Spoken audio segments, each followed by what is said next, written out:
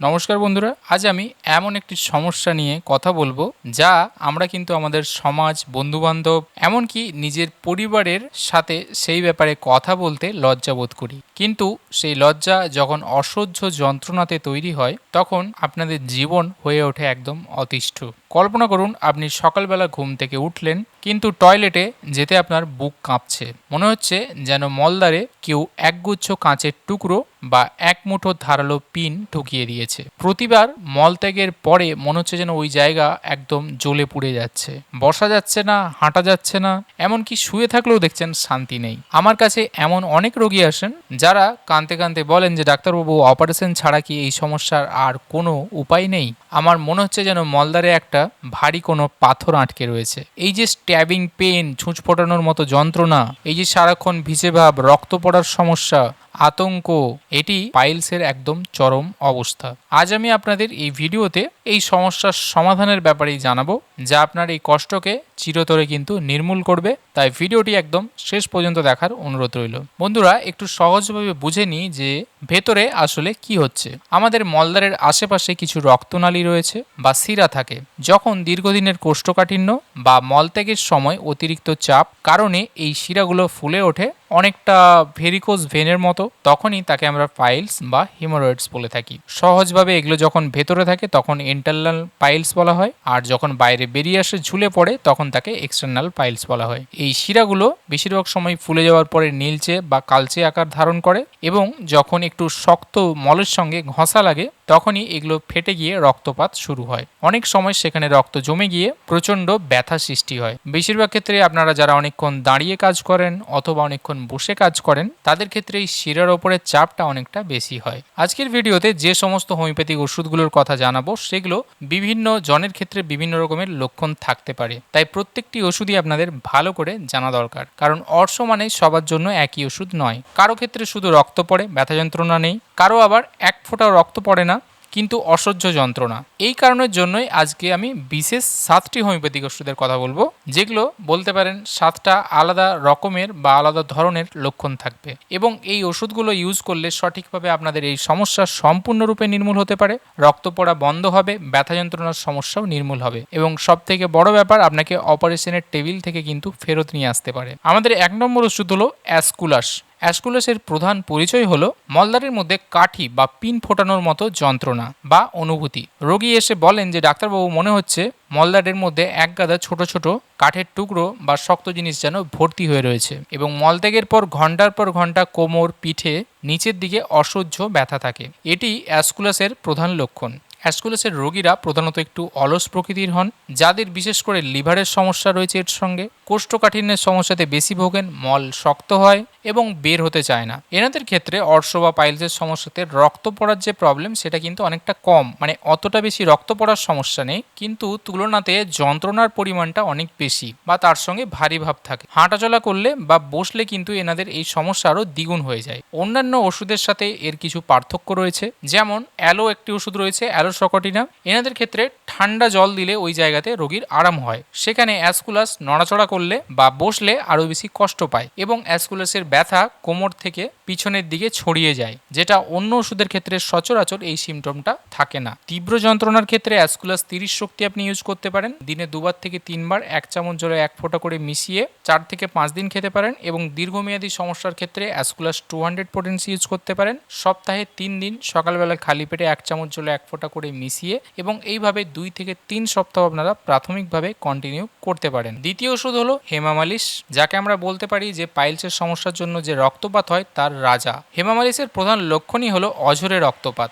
যদি আপনার অর্শ থেকে ফিনকি দিয়ে রক্ত আসছে, প্রচুর পরিমাণে কালচে রঙের রক্ত যাচ্ছে, তাতে কোনো ব্যথা নেই বা সামান্য ব্যথা রয়েছে, তাহলে সেক্ষেত্রে হেমামালিস আপনার জন্য একদম one of the best medicine. এই রোগীরা সাধারণত খুবই অবসন্ন বোধ করেন, কারণ শরীর থেকে মাঝে মধ্যেই এই মলের সঙ্গে রক্ত বেরিয়ে যাচ্ছে। মলদ্বারের মধ্যে সবসময় একটা ভিজে বা রসালো ভাব থাকে। মেজাজ খুব একটা খিটখিটে নয়, তবে যন্ত্রণার থেকে এই যে রক্ত পড়ছে এর ভয়ে বেশি অস্থির থাকেন, এবং কোনোভাবে এই রক্তপাত তাদের বন্ধ হতে চায় না। আগের ওষুধ অ্যাসকুলাস যেটা বলেছিলাম তার ক্ষেত্রে ব্যথা বেশি, রক্তের পরিমাণ কম, আর হেমামালিসের ক্ষেত্রে রক্ত বেশি কিন্তু ব্যথা কম। এক্ষেত্রে হেমামালিস মাদার টিংচার কিন্তু দুর্দান্ত কাজ করে। 10 থেকে 15 ফোঁটা হাফ কাপ জলের সঙ্গে মিশিয়ে দিনে 2বার থেকে 3বার আপনারা খেতে পারেন। এইভাবে আপনারা 15 থেকে 20 দিন কন্টিনিউ করতে পারেন এবং দীর্ঘমেয়াদী ক্ষেত্রে সেটা 1 থেকে 1.5 মাস পর্যন্ত কন্টিনিউ করা যেতে পারে। আমাদের তৃতীয় ওষুধ হলো অ্যালোসকটিনা। আপনার মলদার ফুলে গিয়ে একদম আঙুরের থোকার মতো হয়ে গেছে এবং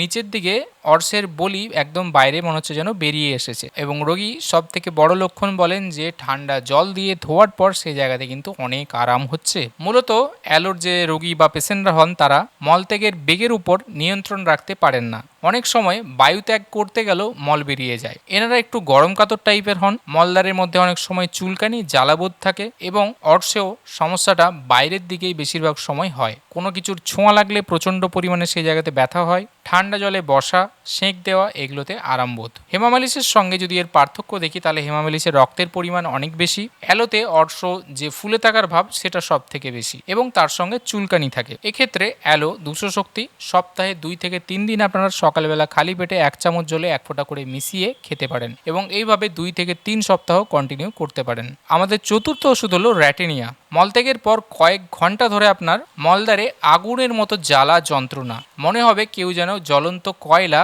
মলদ্বারে চেপে ধরে রেখেছে, এতটাই পরিমাণে জ্বালা এবং মলত্যাগের সময় মনে হয় মলদ্বারের ফাঁকটা যেটা রয়েছে সেটা যেন অনেক সরু হয়ে গেছে। র্যাটেনিয়ার এই রোগীর এই যে যন্ত্রণা এতটাই তীব্র যে তিনি একদম ভয়ের মধ্যে চলে যান, খাবার পর্যন্ত খেতে চান না, কারণ তিনি জানেন যে মনে হয় খাবার খেলেই আমার আবার টয়লেটে যেতে হবে এবং আমার নরক যন্ত্রণা শুরু হবে। এনারা এই জন্য খুব কিন্তু হতাশ হয়ে পড়েন। যন্ত্রণার সময় কারোর সাথে কথা বলতে পছন্দ করেন না। ঠান্ডা জলে কিছুটা আরাম পায় কিন্তু জ্বালা ভাবটাই তাদের প্রধান সমস্যা, যেটা কিন্তু কিছুতেই যেতে চায় না। এবারে এই জ্বালার যে প্রবলেম সেটা কিন্তু আর্সেনিক অ্যালবাম একটি যে ওষুধ তাতেও রয়েছে, কিন্তু র্যাটেনিয়ার জ্বালা মলত্যাগের অনেকক্ষণ পর পর্যন্ত হয়, অর্থাৎ একটু জ্বালাটা বেশ কিছুক্ষণ থাকে, ঘন্টাখানেক। আবার অ্যাসকুলাসে কাঠি ফোটা বা কিছু খোঁচা মারছে এরকম টাইপের যন্ত্রণা, কিন্তু র্যাটেনিয়াতে আগুনের জ্বালা, কয়লার মতো একটা বার্নিং সেন্সেশন, এইগুলোই কিন্তু বেসিক পার্থক্য।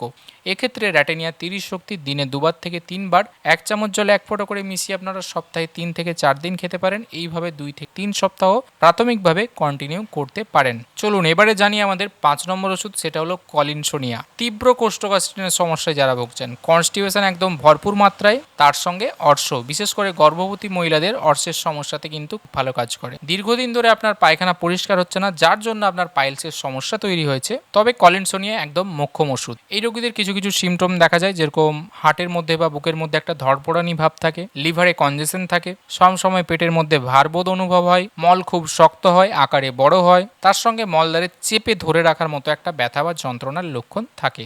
এক্ষেত্রে নাক শ্রমিক আরেকটি ওষুধ রয়েছে। তো নাক শ্রমিকার মতো এতেও মলত্যাগের একটা বিফল ইচ্ছা থাকে, কিন্তু কলিনসোনিয়ার প্রধান ফোকাস হলো হৃদযন্ত্র এবং মলদ্বারের শিরার মধ্যে ভারসাম্য রক্ষা করা। অ্যাসকুলাসের চেয়ে এতে কিন্তু কোমরের ব্যথা যন্ত্রণার ব্যাপারটা অতটা থাকে না, কিন্তু কোষ্ঠকাঠিন্য আবার অ্যাসকুলাসের থেকে বেশি হচ্ছে কলিনসোনিয়াতে। কলিনসোনিয়া 30 শক্তি দিনে 2বার থেকে 3বার 1 চামচ জলে 1 ফোঁটা করে মিশিয়ে আপনারা সপ্তাহে 2 থেকে 3 দিন খেতে পারেন এবং এইভাবে 3 থেকে 4 সপ্তাহ কন্টিনিউ করতে পারেন। এবারে জানবো আমাদের 6 নম্বর ওষুধ সম্পর্কে, সেটা হলো নাইট্রিক অ্যাসিড বা অ্যাসিড নাইট্রিক। এক্ষেত্রে প্রধান লক্ষণ হচ্ছে মলদ্বারে যদি ফাটল দেখা যায়, যাকে আমরা অ্যানাল ফিসার বলি, মনে হয় যেন মলদ্বার ছিঁড়ে যাচ্ছে, রক্ত এক্ষেত্রে খুব উজ্জ্বল লাল রঙের হয় এবং কাঁচের টুকরো দিয়ে যেন কেউ মলদ্বার কেটে দিয়েছে এইরকম টাইপের যন্ত্রণা অনুভব হয়। এনাদের মাইন্ড বা মেজাজ একটু অন্যরকম হয়, সহজে এনারা কিন্তু কাউকে ক্ষমা করতে পারেন না। প্রস্রাবে খুব কড়া গন্ধ থাকে, ঝাঁঝালো গন্ধ থাকে, গাড়িতে চড়লে বা ঝাঁকুনি লাগলে এদের অর্শের সমস্যা কিন্তু কিছুটা কমে যায়, এটি একটি কিন্তু অদ্ভুত লক্ষণ। এবং এদের সমস্ত স্রাব টাইপের যে প্রবলেমগুলো সেগুলো একটু কটু গন্ধযুক্ত হয়। র্যাটেনিয়াতে জ্বালাভাব থাকে, নাইট্রিক অ্যাসিডে ক্ষতভাব, তার সঙ্গে ছিঁড়ে যাওয়ার অনুভূতিটা বেশি থাকে। অ্যাসকুলাসের যে যন্ত্রণা সেটা একটু ভোঁতা বা ব্লান্ট টাইপের, কিন্তু নাইট্রিক অ্যাসিডের যন্ত্রণা অনেকটা শার্প, তীক্ষ্ণ, তীব্র যন্ত্রণা। তাহলে সেক্ষেত্রে নাইট্রিক অ্যাসিড 200 সপ্তাহে 2 দিন সকালবেলা খালি পেটে 1 চামচ জলে 1 ফোঁটা করে মিশিয়ে আপনারা খেতে পারেন। এইভাবে 2 থেকে 3 সপ্তাহ কন্টিনিউ করতে পারেন। আমাদের সপ্তম এবং শেষ ওষুধ হলো মিউরেটিক অ্যাসিড বা এটাকে অ্যাসিড মিউরেটিকামও বলা হয়। অর্শের বলি এতটাই স্পর্শকাতর যে রোগী পায়খানা করার পর জল দিয়ে ধুতে পর্যন্ত পারেন না, এমনকি টিস্যু পেপার ছোঁয়ালেও তীব্র যন্ত্রণায় কোকিয়ে ওঠেন বা চিৎকার করে ওঠেন। বিশেষ করে শিশুদের ক্ষেত্রে তীব্র এই সমস্যার জন্য মলত্যাগের সময় প্রচন্ড কান্নাকাটি করে। রোগীরা বেশ ভালো মাত্রায় দুর্বল হন, শরীর সোজা করে বসতে পারেন না, অর্শের বলিগুলো নীলচে বা বেগুনি রঙের হয়ে যায়, প্রস্রাব করার সময় অনিচ্ছাকৃতভাবে মলত্যাগ করে ফেলেন। বয়স্ক ব্যক্তি বা যারা খুব অসুস্থ রয়েছেন তাদের জন্য কিন্তু এটি একটি দুর্দান্ত ওষুধ। অ্যালোসকটিনা যে ওষুধটি রয়েছে তার থেকে কিন্তু মিউরিটিক অ্যাসিডের যে অর্শ তার সেন্সিটিভিটি বা সংবেদনশীলতাটা অনেক বেশি। অ্যালো ঠান্ডা জলে আরাম পায়, কিন্তু মিউরিটিক অ্যাসিড সামান্য একদম স্লাইটেস্ট টাচও সেই জায়গাতে একদম আঁতকে ওঠে বা যন্ত্রণায় কাতর হয়ে পড়েন। মিউরিটিক অ্যাসিড 30 দিনে 2 থেকে 3 বার 1 চামচ জলে 1 ফোঁটা করে মিশিয়ে সপ্তাহে 3 থেকে 4 দিন খেতে পারেন। এইভাবে 2 থেকে 3 সপ্তাহ কন্টিনিউ করতে পারেন। সুতরাং এই ছিল 7টি ওষুধ। এবারে শেষে কিছু কথা, যেহেতু অর্শ বা পাইলসের সমস্যা বেশিরভাগ ক্ষেত্রেই দেখা যায় যে একটা দীর্ঘমেয়াদী সমস্যা হয়ে দাঁড়ায়, কারো ক্ষেত্রে রিপিটেডলি বারবার ফেরত আসে, তাহলে সেক্ষেত্রে অবশ্যই একজন ডাক্তারের আপনার পরামর্শ নেওয়া প্রয়োজন। আজকের এই ভিডিওটি আশা করি আপনারা সাইন অ্যান্ড সিমটম লক্ষণ বা কোন কোন ওষুধ কোন কোন ক্ষেত্রে ভালো কাজ করে সেই সম্পর্কে বিস্তারিত জানার জন্য আপনাদের উপকার হলো। এবং ভিডিওটি যদি ভালো লেগে থাকে তাহলে অবশ্যই লাইক করবেন, কমেন্ট করবেন এবং শেয়ার করবেন আপনাদের বন্ধু বান্ধবদের সঙ্গে। দেখা হবে পরে আবার এরকম একটি ভিডিওতে। ততদিন ভালো থাকবেন, সুস্থ থাকবেন। ধন্যবাদ।